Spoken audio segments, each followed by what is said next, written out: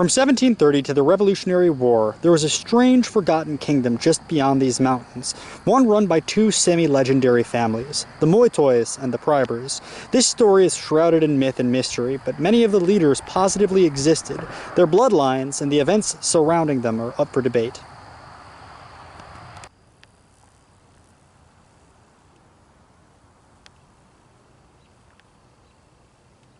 Before we can explore this supposed Cherokee kingdom, we have to consider the framework established some years prior to its declaration, a framework laid by Sir Alexander Cumming. A great source for this is found in a short paper published by Ian David Chambers, Alexander Cumming, King or Pawn, an Englishman on the colonial chessboard of the 18th century American Southeast. Sir Cumming was inspired by delusions of grandeur, poised for a life of misadventure as the son of the first Baronet of Coulter. His father was an MP, on a slow downward spiral thanks to poor investment choices. In 1714, the future king of the Cherokee, Alexander Cumming, was called to the Scottish bar and gained a commission in the Russian army for one reason or another.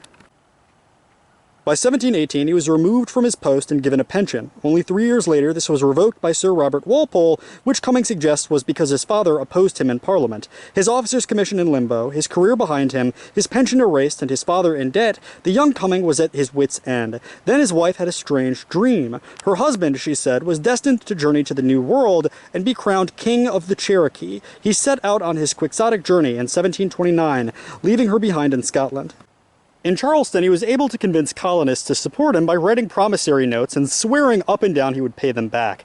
On March 15, 1730, his mission truly began. He rendezvoused at the home of a James Kinloch at a place called New Gilmerton and met a trader named George Chicken. A land surveyor arrived, and the three set out from Kinloch's plantation, following the old Cherokee Trail. The trail took them to Keowee where he was informed on March 23rd that messengers had arrived from the Lower Creek, suggesting the Cherokee and Creek join in an alliance with France. Cumming made it clear that he opposed this, and from that point on, his behavior became increasingly aggressive, almost suicidal. The village gathered in the Keowee townhouse at the insistence of Sir Cumming, who relates that there were about 300 Cherokee and 9 independent trappers. Cumming spoke, acknowledging that he came totally of his own volition and not on any kind of commission. He requested all chiefs present immediately submit to King George, then opened his cloak, revealing 4 pistols and a cutlass. The trappers were stunned as Cumming informed them they would, quote, become no people at all of which was translated by a shocked Joseph Cooper, who would later swear that none of them knew his plans until that very moment.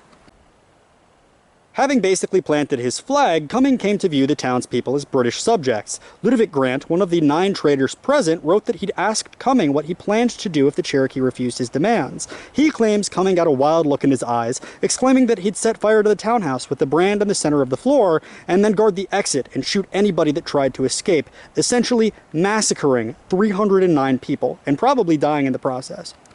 Seeing that everybody had supposedly conceded to his demands, Cumming wanted to make their position official and demanded a second meeting to be held days later on April 3rd. This was to be held atop the mound in the village of Niquossee, which was a sacred place for the Cherokee. Sir Cumming informed the Keowee town that he expected an audience with representatives from every single village, and that he wanted them to bring 3 men they chose to govern the upper, middle, and lower towns, dividing the Cherokee nation into 3 segments. The Cherokee agreed, but in reality they had simply deferred negotiations until representatives could be found to convene in this most sacred of spaces. Things were looking pretty bad for Cumming until he had an odd stroke of luck. Days before the meeting, a thunderstorm passed over. Lightning struck all around Sir Cumming, which, coupled with his boldness, was taken as a sign from the heavens that he should be followed as a leader. He began his journey to Niquossee, observing each warrior's home was decorated with the scalps of defeated enemies. He found the leader of the village, a man named Head Warrior Moytoy, whom he immediately equated with the Emperor of the Cherokee. Shockingly, Sir Cumming reports that representatives informed him at the Tellico townhouse that they were already considering making Moytoy the emperor of the whole nation, quote, but that it must now be whatever Sir Alexander pleased. This, of course, pleased Sir Alexander. In his memoirs published in London papers, Sir Cumming says that he ascended the Nikwasi mound and was given, by the Moytoy of Tellico, the crown of Tanasi, spelled Tanasi, and named after the village from which it came. Now, there are a couple of factors wrong with this. Firstly, and foremost, the Cherokee had no kingship. They didn't have royalty, and they wouldn't have understood the purpose of a crown. Secondly, there was a colonel that was actually sent by the British a few years before, named George Chicken, who went to communicate with the Cherokee and underwent the same sort of ritual where he ascended the Nikwasi mound, was fanned with eagle feathers, and he did not interpret it as any sort of coronation. Certainly those present did not understand what they were doing, and they didn't anticipate what was about to happen, with Sir Cumming claiming that he was the king of the Cherokee.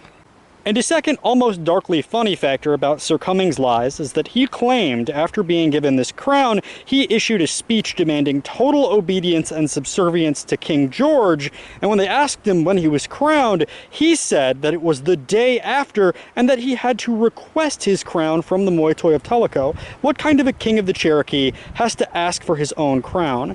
The village of Tanasi, by the way, is about 300 yards out on that sandbank. It was flooded decades ago by the Tennessee Valley Authority, and for a while, Tanasi was the capital of the Cherokee Nation.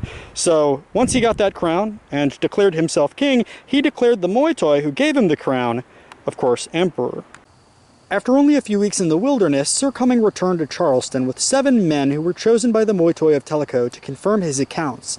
One was the famous Attacullaculla, and of the 7, many would shape Cherokee Anglo politics through the generations because of their limited diplomatic recognition. When discussing Attacullaculla's genealogy, it's important to note that his sister, a woman by the name of Tame Doe, had a daughter named Nancy Ward, who's buried here on the right. Nancy Ward, in 1755, when she was very pregnant, decided to show up with her husband Kingfisher to the Battle of Taliwa in North Georgia. This battle pitted the Muskogee Creek against the Cherokee to determine who would live in that part of the state. When her husband died, she picked up his rifle and continued the fight, an action which was seen by the entire tribe and turned the tide of the battle, something for which she was awarded the title of Beloved Woman of the Cherokee. And she settled down here with an Englishman as a husband, and her child, who was born after the battle, is buried right there. 5-killer. For a little information on Attacullaculla's genealogy, his son was Chief Dragging Canoe, whose granddaughter, through Chief Nettle Carrier, is Hannah Copeland. Attacullaculla's daughter, Abigail Rourke, and her son are buried here. This chief's son, Dootsy, would father Major Ridge, whose grandson was Elias Boudinot, editor of the Cherokee Phoenix, and the elder brother of famed Confederate General Stand Watie. Elias's wife, Harriet, is buried next to Chief Pathkiller at the New Ocotis Cemetery, which honors her for Christianizing the Cherokee. The power given to these 7 emissaries was passed down through their families in a patriarchal European way, rather than through the native meritocratic matriarchal system, primarily because they were gatekeepers to colonial power. Now back to Sir Cumming, the British saw he was a useful madman. Now they could deal with the Moytoy instead of dozens of chiefs. Cumming was sent back to London, accompanied by the chiefs and Attacullaculla, who was going by Owen Nakan at the time, who met personally with King George and laid the crown of Tanasi at his feet. And while Attacullaculla was laying 4 scalps at the king's feet, reports arrived conveying Sir Alexander's frauds. His phony credits, his promissory notes, his general wackiness. His fame wore off over the next few years, and he made proposal after proposal to the crown. Some noteworthy ones were that royal debt be settled by using alchemy to make gold, or that 3 million Jewish families from Europe be settled among the Cherokee. By 1737, he was confined to the Fleet prison along the River Thames, where he would stay until 1765, spending the last decade of his life in a poor man's home. Thus marked the end of the only Cherokee king, leaving the seat open to a vacancy where the emperor reigned supreme. A year before his confinement to prison, Cumming's would-be successor exploded onto the stage of the New World. What made this man, Christian Priber, different was his adamant rejection of settler colonialism prima facie. Some armchair historians have even called him a proto-communist. Priber was another intellectual with family problems, although from a much more humble background. In Zittau, his father was a linen merchant. By the early 1720s, Christian found himself studying at the Erfurt University, writing his thesis, The Use of the Study of Roman Law and the Ignorance of that Law in the Public Life of Germany. A year after publishing his paper, he married the daughter of a merchant senator and had several children. Whatever motivated his next move is shrouded in mystery. Priber wanted the opposite of Cumming and not only opposed colonialism, but also marriage, private property, slavery, and debtor systems. He hid these facts from the British authorities as he embarked on his journey.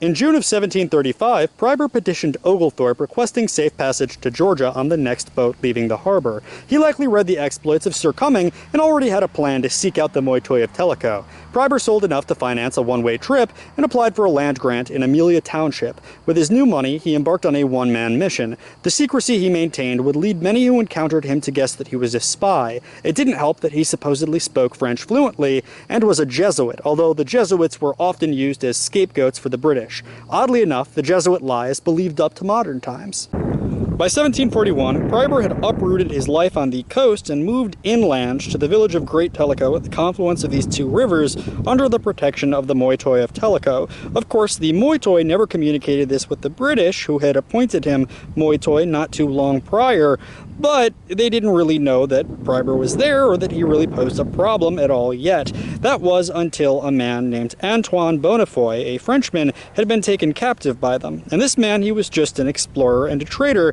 but the British viewed the French as a threat to their colonial empire. In his memoirs, Bonnefoy writes that he and two compatriots, other Frenchmen, were taken captive. When they got to the village of Tellico, they found 3 English traders and a German living among them who insisted on being called by a French name. He took them aside and explained that he was establishing a paradisical utopia here, and that their capture might actually be their salvation. He has an interesting quote in his memoirs.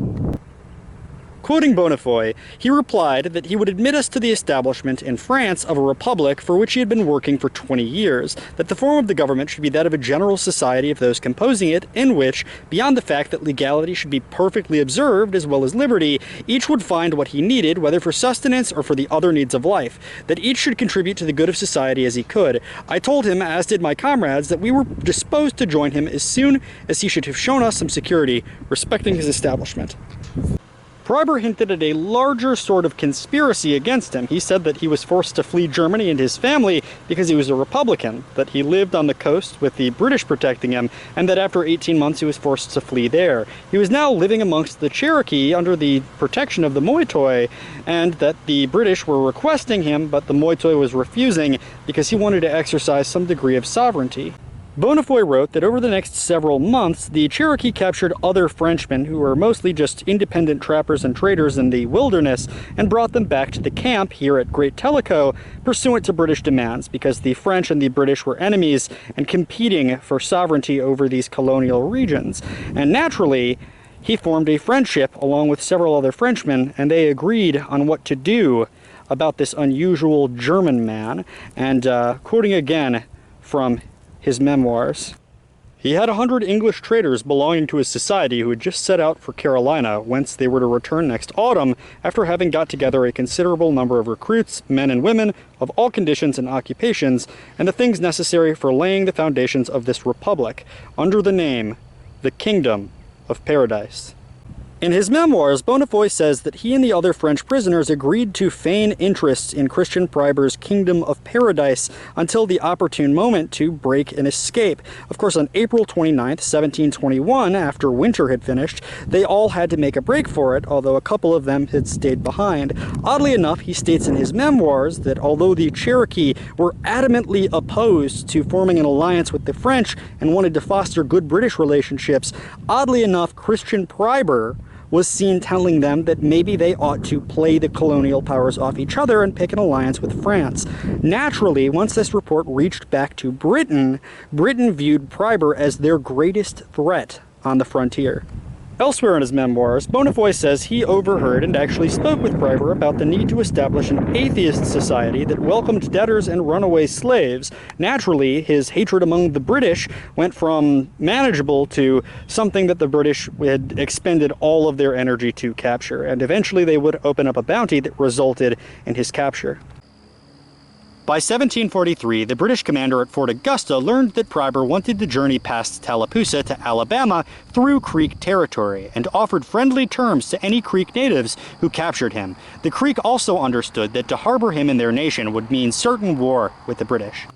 Almost immediately, Priber was ambushed and turned over to colonial authorities. Newspapers claimed he had papers on him that he intended to publish, and Priber himself said they were already circulating elsewhere, but refused to say who had copies. Newspapers talked about their contents in passing, mentioning he wanted dissolution of marriage, natural rights, state atheism, abolition of slavery, and a form of utopianism. Priber from there was transferred to Fort Frederica, where he died in 1751, but was given considerable freedom of movement. He was well liked by the intellectuals of the fort and often entertained them, even teaching them German.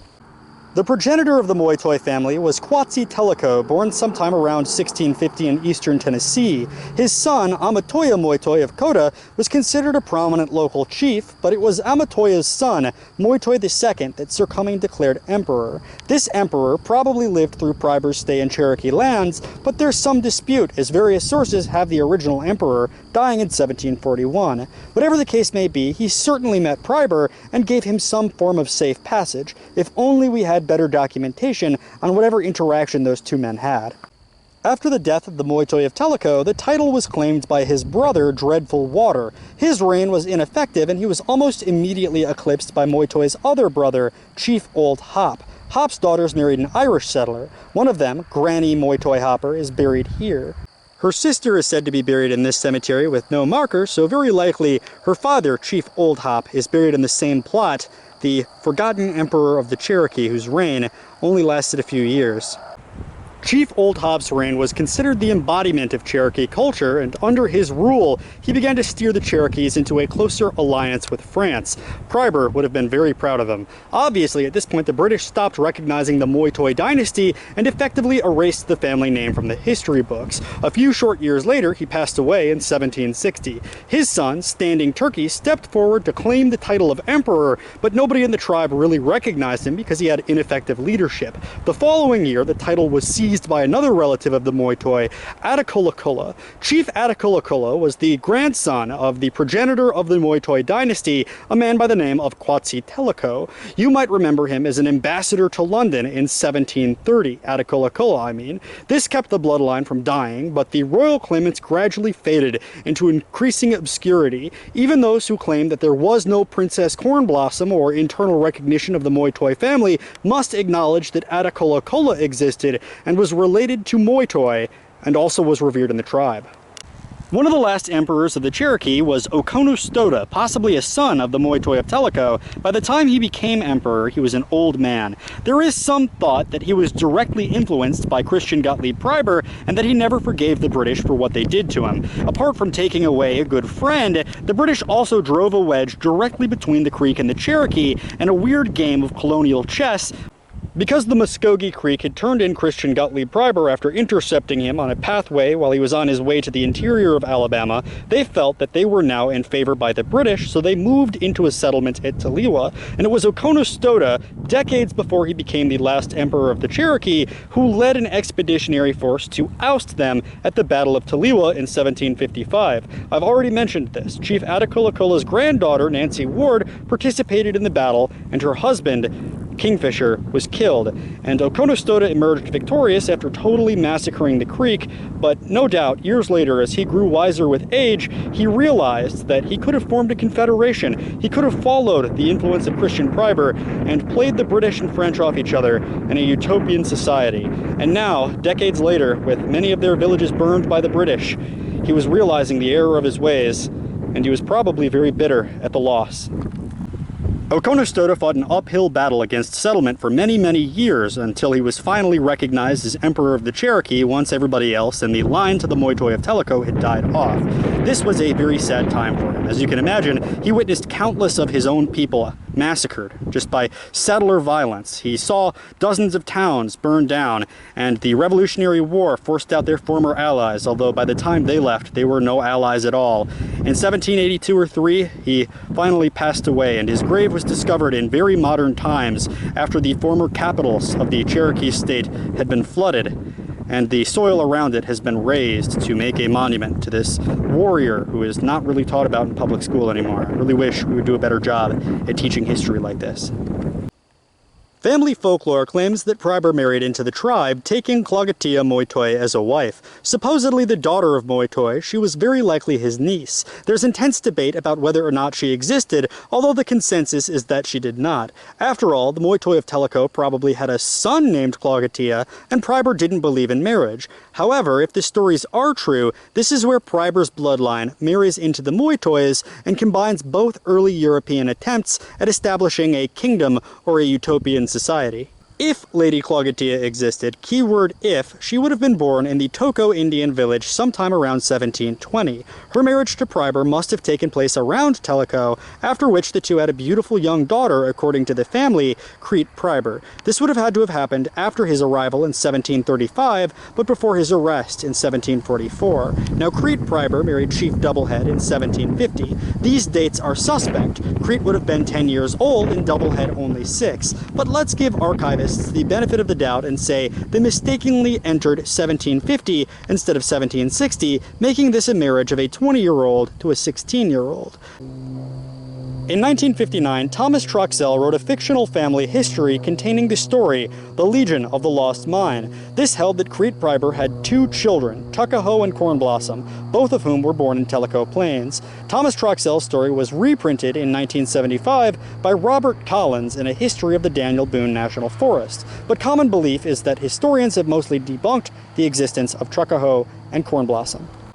In folklore, Cornblossom is especially interesting because she involves the family of Jacob Troxell, a family often intertwined with Cherokee history and often accused of inventing stories to increase their relevance. She supposedly married Jacob Troxell, and the story of her life as a princess was told by the Troxell descendants. Jacob Troxell is an equally mysterious character. His father was a Jewish immigrant from Switzerland who married a Delaware woman and had him in 1758. Descendants claim he served with George Washington in the winter of 1777 and 8, and then he embarked on a personal mission just for him. Because Jacob had grown up among the indigenous people, Washington asked him to travel to the abandoned French post Fort Vincennes. There he would pose as a trapper and convince the natives to support the Americans in the Revolution. It was at Fort Vincennes that Troxell met a young warrior named Tuckahoe, the son of Crete Priber and Chief Doublehead. Tuckahoe invited Jacob back to his village in what's now Burnside, Kentucky, where they met his father. The chief explained that he was the son of the Moytoy of Tellico, and his second wife was the daughter of Christian Priber, meaning that his blood and his descendants combined both European attempts to organize the Cherokee into a monolithic state. For this reason, Doublehead's daughter was declared a princess, also named Cornblossom. It's important to remember that the Cherokee didn't have a conception of royalty as the Europeans understood it, but if the British had once recognized the Moytoy as a prince, that would make his daughter a princess. At least that's how Jacob Troxell saw things. Jacob immediately fell in love with Princess Cornblossom and soon was married to her. Apart from being the son of the Moytoy of Tellico, it's likely that Doublehead was a nephew of Chief Old Hop and a cousin of Attacullaculla, so his royal lineage was totally undisputed. And as the Troxell family legend goes, Doublehead, Cornblossom, and Troxell journeyed through the woods in search of missing hunters, but learned that loyalist militiamen from Watauga were waylaying them on the Great Tellico Trail. The three raided a small British camp on the Little South Fork in Wayne County, Kentucky, an event which convinced Chief Doublehead to side with the Patriots. Interestingly, one of the warriors convinced to fight alongside the Americans because of this event was King David Benge, a grandson of Doublehead and a first cousin of Sequoia.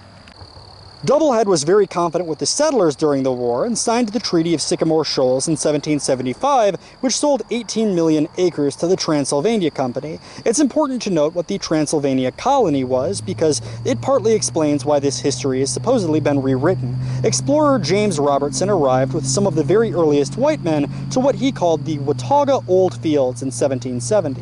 In 1772, they formed the Watauga Association, sometimes called the Republic of Watauga, a semi-autonomous group that settled in Indian Territory against the explicit wishes of the Crown. They were based in Fort Watauga and literally just bought the land themselves without consulting the colonial officials.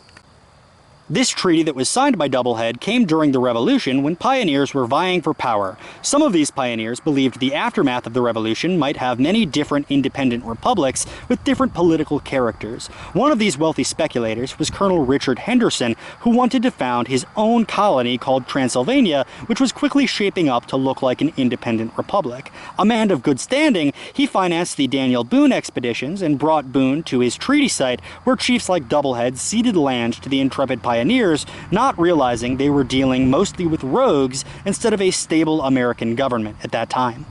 Trouble boiled over because many pioneers viewed the Cherokee as an existential threat, and a battle was fought the following year at the fort of Watauga. Chief Doublehead became a fierce warrior after his pacifist brother was murdered.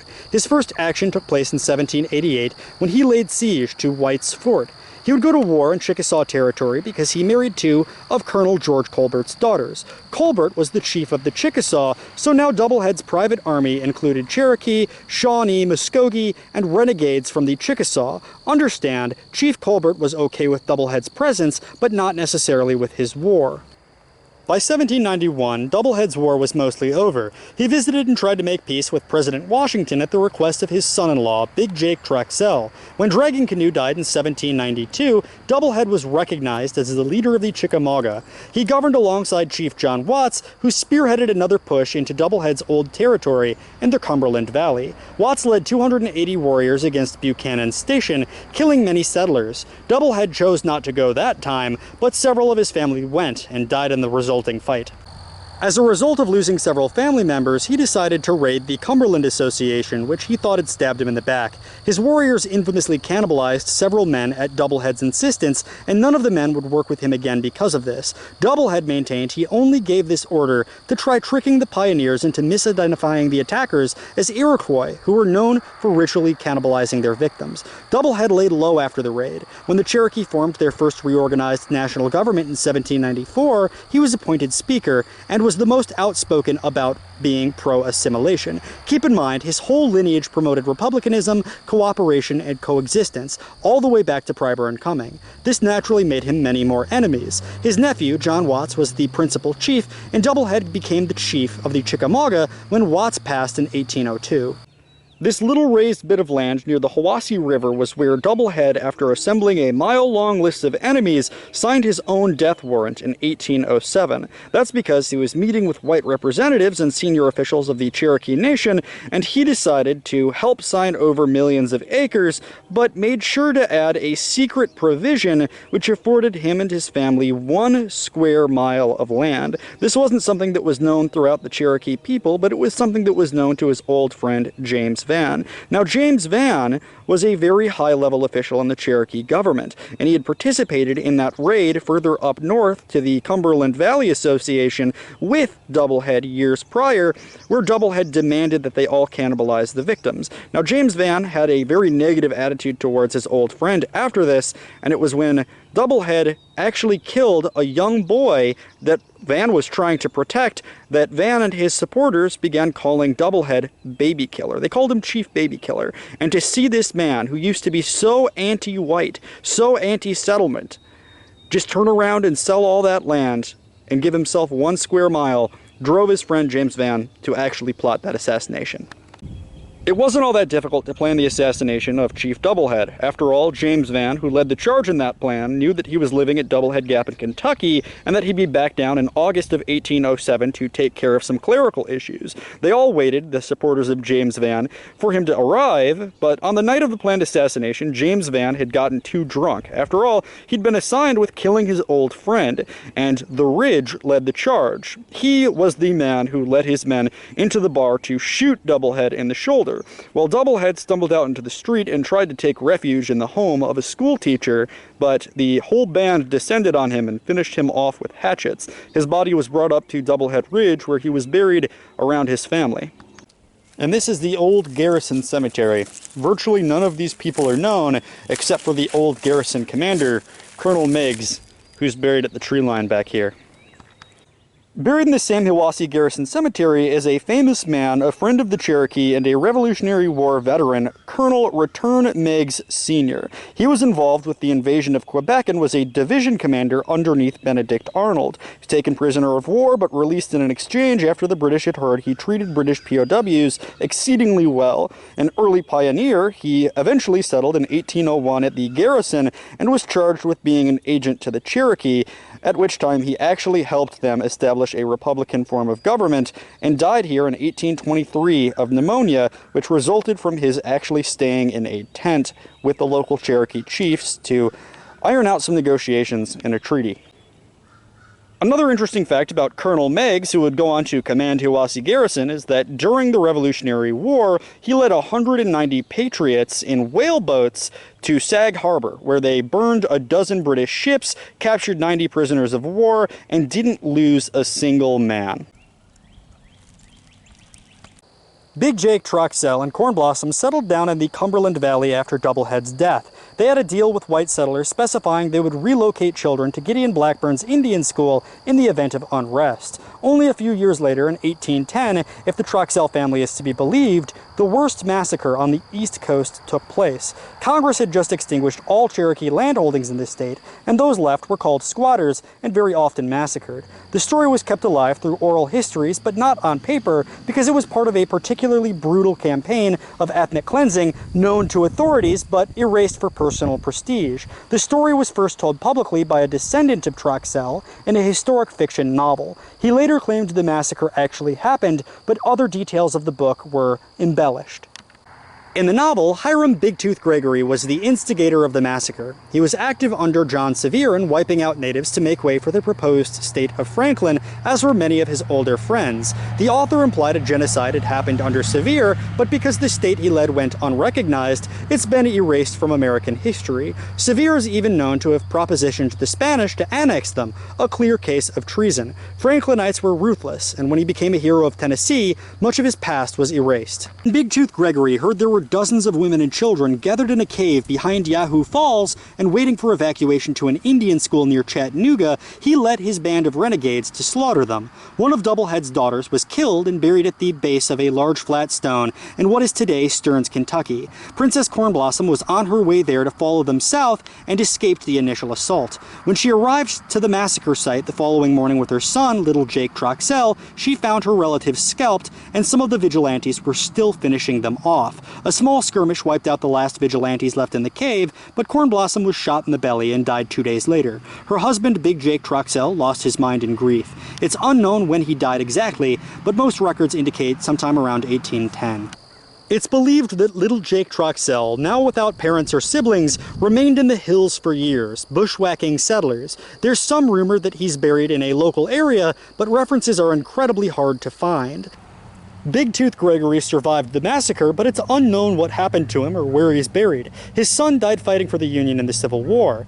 Mainstream historians and researchers argue that Corn Blossom and her brother Truckahoe never existed, and therefore that the massacre probably never took place. However, at the cemetery in Rowan County, Tennessee, we find some evidence of a very similar story, something that would suggest that Troxell embellished and merged his Revolutionary War service with that of another man, Samuel Riley Jr. My own pure speculation is that he borrowed details from Riley's life, added them to his own story, invented tales to make his new wife a princess, and passed these on to his descendants, likely before losing his mind after witnessing a massacre of his own family. Samuel Riley III, like Big Jake Troxell, was born in Maryland. The two were close in age. Big Jake was born in 1748, Sam Riley 1 year prior. Like Jake, he was a soldier in the Revolution, friendly with the natives, and called the White Trader from Maryland. Like Troxell, Sam Riley married Chief Doublehead's daughters, Gulastuyu and Nigo de Guyu. Using his marriage into the family, he seized most of Doublehead's estate immediately after his 1807 assassination. He was also called the White Patron of Gideon Blackburn's school, the same place the children were supposed to be relocated to on the night of the massacre. After his death, he was buried next to another veteran of the Revolution, under the headstone saying Chief Riley, his wives in unmarked graves next to him on the hill. While Troxell's genealogy is debated, Riley and his wives are in official genealogies. However, their ties to Christian Priber are tenuous at best. Sam Riley and his band lived on the Tennessee side of the border in Rowan County, some distance from Yahoo Falls. It seems like Sam made a deal with his father-in-law to lease Cherokee land for use as a saltpeter mine, which likely would have been found near the village of Nickajack. Sam Riley became a chief, which wasn't uncommon for white men, particularly those who married into a family like Doubleheads. He inherited the titles and lands from the chief's two daughters. Present in the community where they lived, at Angler's Cove, was another private in the Revolutionary War, William Boyd, and Sam Riley operated a ferry that would have been crossed by trappers and traders very regularly. No doubt, Big Jake Troxell heard the story of Chief Doublehead's assassination and of a white chief from Maryland who had married his suspiciously white-looking daughters. After all, Troxell had traversed the Great Tellico Trail many times selling goods and had probably taken Chief Sam's ferry, but Sam was a more accomplished trader. Jacob may well have inserted himself into the tale and explained away gaps in information by embellishing key details. Doublehead, Sam, and Big Jake all knew the Moytoys were royalty, and both men were eager to marry into a royal family. I am no genealogist, and I haven't employed the genealogical standard of proof, but drawn from oral histories and regional tradition. However, I believe this is a fairly objective take on the subject of an early Cherokee white lineage stemming back to Christian Priber, and I think that my theory about Chief Sam is a little bit more accurate, and it would explain why Big Jake Troxell linked his story with that of Sam Riley.